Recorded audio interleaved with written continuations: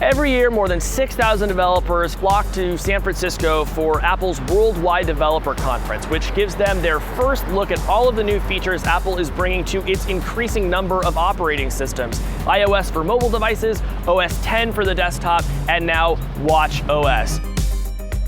Welcome to WWDC 2015. This developer conference continues to be the epicenter of change for not only Apple, but the industry. First big thing Apple announced today, iOS 10 Capitan, the next version of their desktop operating system. This is a very incremental release. They emphasized improved graphics performance. There are some new ways to manage Windows a little bit more easily, and there's going to be various new gestures for managing your mail, things like that. Some people are going to look at this and say it's kind of boring, but me personally, I'm okay with the operating system taking a year to just get really stable, get a little bit faster, work on the graphics performance, and not worry about introducing some major new features. So El Capitan is going to roll out as a free upgrade in the fall. It's not going to change your world, but it is going to make things just a little bit nicer. iOS 9, another fairly incremental release for Apple, although it does come with a handful of big new features. One of them is called Proactive, a new kind of Siri that will attempt to anticipate your needs without you having to do anything. So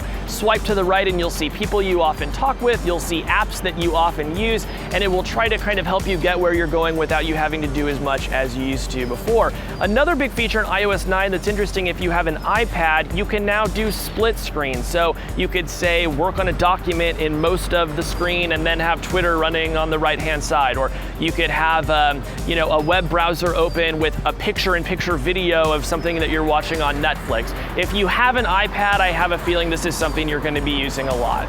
Apple also showed off News, a newsreader that will remind you a lot of Flipboard. You tell it your interests and the publications you like, and it will organize all of those together in one place. Still a lot of questions about this as we're heading outside the event. Is Apple splitting revenue with publishers? How exactly is that going to work?